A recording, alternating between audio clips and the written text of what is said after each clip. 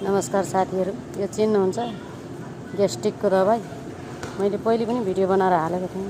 यो बिहान 7 वटा 8 वटा पत्ता खाने गर्नुहोस् त खाली पेटमा, त्यति राम्रो हो। हेर्नु त, यसलाई पखाल्नुहोस्, गरम गरम चबाएर खाए नि हुन्छ, पिसेर खाए नि हुन्छ,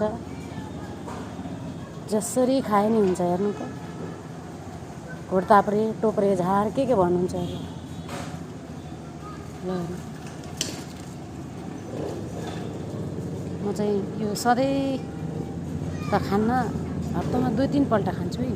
ग्यास्ट्रिक नभए पनि यो खाने गर्नुहोस्। बिहान 7 वटा 8 वटा पत्ता टिपेर खाने गर्नुहोस्, त्यति राम्रो हो ग्यास्ट्रिकको लागि। हामी झार जङ्गल चिन्दिनौँ, यो त एकदम के हो कि महाऔषधि हो।